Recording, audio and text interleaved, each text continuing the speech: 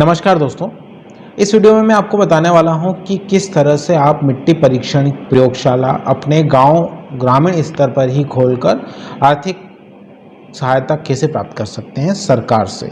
साथ ही दोस्तों, कितनी लागत उसमें लग सकती है, मिट्टी परीक्षण प्रयोगशाला में कौन कौन सी सर्विसेज आप दे सकते हैं, किस तरह की मिट्टी परीक्षण प्रयोगशाला आप खोल सकते हैं, ये सारी जानकारी आपको बताएंगे।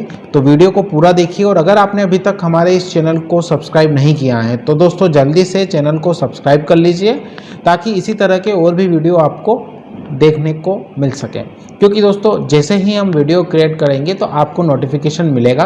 आप सब्सक्राइब करें और बेल आइकन प्रेस करें ताकि आने वाले सभी वीडियो के नोटिफिकेशन आपको मिल सके। तो दोस्तों बात करते हैं मिट्टी परीक्षण प्रयोगशाला की।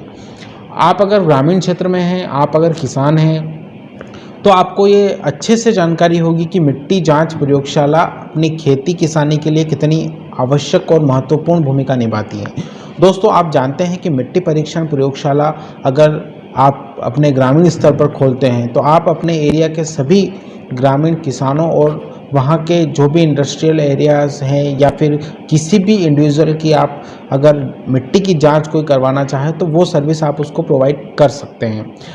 काफ़ी बार ऐसा होता है कि बहुत सारे किसान भाइयों को ये समस्या रहती है कि मिट्टी परीक्षण तो वो करवाना चाहते हैं लेकिन उनके आसपास के क्षेत्र में मिट्टी परीक्षण नहीं होता है। ऐसी कोई भी सुविधा या सर्विस देने वाला प्रोवाइडर वहाँ पर नहीं है, क्योंकि सामान्यतः ये जो सुविधा होती है दोस्तों ये सरकार द्वारा ही दी जाती हैं। ये अनाज मंडियों में या केवीके जो होते हैं वहाँ पर ये सुविधा उपलब्ध होती है। इसलिए कई बार क्या होता है कि किसान भाई वहाँ तक नहीं पहुँच पाते हैं, या अगर पहुंच भी पाते हैं तो कहीं किसी भी कारणवश वो वहां से अपना टेस्ट नहीं करवा पाते हैं या रिपोर्ट्स उनको नहीं मिल पाती हैं समय पर। तो इसी को ध्यान में रखते हुए आज मैं आपको जो व्यवसाय की बात बताने वाला हूं, मिट्टी मृदा जांच व्यवसाय। तो इस व्यवसाय में होता क्या है दोस्तों वो समझते हैं।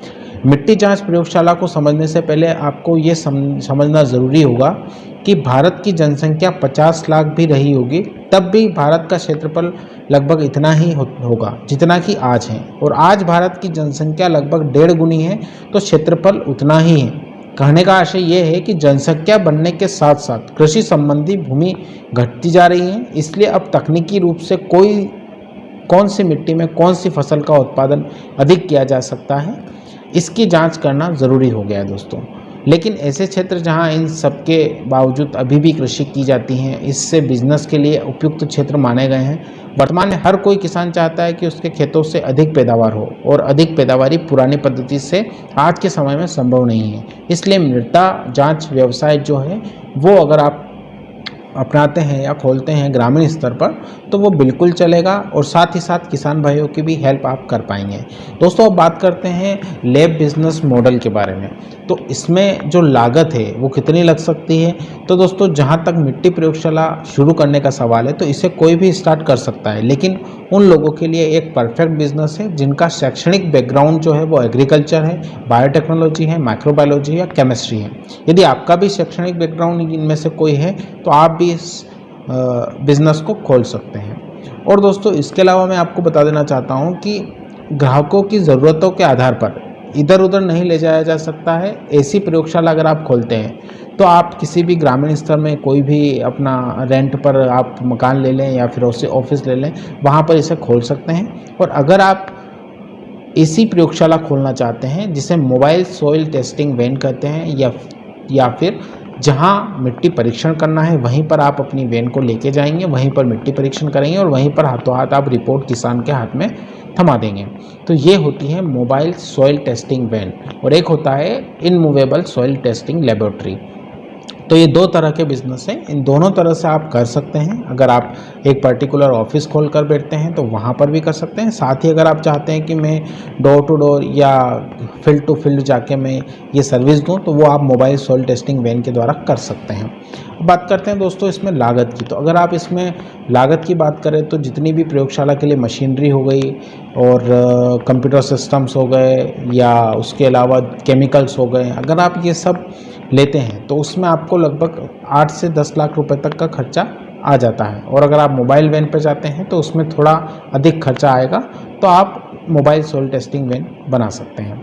अब दोस्तों बात करते हैं कि इस बिज़नेस में कौन कौन सी सर्विसेज आप दे सकते हैं। तो मिट्टी जांच प्रयोगशाला में सेवाओं की एक विस्तृत श्रृंखला होती है दोस्तों। इस बिज़नेस को उद्यमी छोटे स्तर से शुरू कर सकता है या कोई भी किसान भाई से शुरू कर सकता है। जब उसे पूरा आत्मविश्वास हो जाता है तो इस बिज़नेस को बढ़ा भी सकता है। ठीक है। अब कृषि के अलावा उद्यमी जो रहेंगे दोस्तों, वो खाद्य प्रसंस्करण उद्योगों को भी टारगेट कर सकता है। इसके अलावा इसके अतिरिक्त ऐसी कंपनियां जो बीज, जैव ईंधन, उर्वरक, कृषि मशीनरी इत्यादि का विनिर्माण करते हैं, तो ऐसी कंपनियों को भी बाद में उद्यमी द्वारा सर्विस दी जा सकती है। एक मिट्टी जांच प्रयोगशाला द्वारा जो सर्विसेज दी जाती हैं उनमें जैसे कि ग्राहक की खेती परियोजना के आधार पर मिट्टी का परीक्षण करना, मिट्टी की जांच संबंधित मूलभूत सेवाएं जैसे पीएच संतुलन, बफर पीएच और K20 कैल्शियम, मैग्नीशियम और भी सारे जितने भी माइक्रोन्यूट्रिएंट होते हैं वो चेक करना, मिट्टी की बनावट की विशेषता कैसे क्या है वो बताना, मिट्टी की कंडक्टिविटी क्या है, मिट्टी में कार्बनिक पदार्थों की उपलब्धता कितनी है, मिट्टी में माध्यमिक और सूक्ष्म पोषक तत्वों की उपलब्धता कितनी है, फसल के अनुसार मिट्टी की तैयारी कैसे कर सकते हैं। तो ये सारी जानकारी, ये जितनी भी सर्विसेज है ये आप दे सकते हैं। अब दोस्तों बात करते हैं कि इसमें आपको फ़ायदा क्या होने वाला है। तो दोस्तों जब आप सॉइल टेस्टिंग करते हैं तो सॉइल टेस्टिंग में आप हर किसान से सॉइल टेस्टिंग का पैसा ले सकते हैं। साथ ही अगर कोई इंडस्ट्री है तो इंडस्ट्री या कोई भी एग्रीकल्चर इंडस्ट्री है तो आप उनसे कॉन्ट्रैक्ट भी कर सकते हैं। अब दोस्तों बात करते हैं कि आपको पता है कि सामान्यतः ऐसी सुविधा ग्रामीण क्षेत्रों में नहीं मिल पाती है। तो अगर आप मोबाइल वैन के थ्रू करते हैं तो आपको काफ़ी अच्छा मुनाफा हो सकता है। और अगर आप कोई ऑफिस खोलते हैं तो भी आप अगर जिस क्षेत्र में ये सुविधा दे रहे हैं तो वहाँ के किसान भाई ज़रूर आपको सपोर्ट करेंगे और वहाँ आपके पास इतना सारा बिजनेस आएगा कि आप खुद सोचेंगे कि ये बिज़नेस मैंने पहले क्यों नहीं किया। ठीक है दोस्तों, शुरू करने के दौरान या पहले कुछ महत्वपूर्ण बातें हैं उनको ध्यान में रखना होता है दोस्तों कि बिज़नेस को स्टार्ट करने से पहले उद्यमी को चाहिए कि वह अपने मिट्टी जांच प्रयोगशाला के लिए एक प्रभावी बिजनेस प्लान बनाए पहले। उसके बाद में किसी भी बिज़नेस के लिए कितने और कैसे कर्मचारियों की आवश्यकता है वो भी उन्हें देखना होगा। आपके क्षेत्र में उस बिज़नेस को करने के लिए अगर किसी लाइसेंस की आवश्यकता है तो नगर निगम या ग्राम पंचायत या फिर जिला कलेक्टर से आप उसकी परमिशन ले लें, उसके बाद में ये शुरू करें। मिट्टी जांच प्रयोगशाला के लिए उद्यमी के पास मार्केटिंग की स्ट्रेटजी भी होना चाहिए, आपको मार्केटिंग भी करना होगी, तभी आप अपने बिज़नेस को थोड़ा आगे बढ़ा पाएंगे। ठीक है दोस्तों, तो बिज़नेस के प्रयोगशाला के जो उपकरण रहेंगे दोस्तों उसी पर ये बिज़नेस आधारित होता है। अर्थात नतीजे उपकरण द्वारा लैब टेक्नीशियन को दिखाई देंगे, वही नतीजे ग्राहक को भेज दिए जाएंगे। इसलिए आपको चाहिए कि आप अच्छी गुणवत्ता युक्त उपकरणों का या मशीनरी का यूज़ करें जिसमें एक्यूरेसी रेट अच्छी हो, ज़्यादा हो। ठीक है दोस्तों, तो इस तरह से आप ये खोल सकते हैं। और यहाँ पर दोस्तों सब्सिडी की अगर बात करें तो सरकार द्वारा ग्रामीण स्तर पर प्रयोगशाला लैब खोलने पर, मिट्टी प्रयोगशाला लैब खोलने पर आपको लगभग 3.5 से 4 लाख तक की सब्सिडी मिल सकती हैं अधिकतम। ठीक है दोस्तों, तो ये अगर आप चाहते हैं कि सब्सिडी के थ्रू आप इस बिज़नेस को खोलें तो उसके लिए आप अपने कृषि विस्तार अधिकारी से संपर्क कर सकते हैं और ग्रामीण लेवल पर आप मिट्टी परीक्षण प्रयोगशाला खोल सकते हैं। ठीक है दोस्तों, तो आज की वीडियो में इतना ही। और अगर दोस्तों आपने अभी तक चैनल को सब्सक्राइब नहीं किया है तो जल्दी से आप चैनल को सब्सक्राइब कीजिए।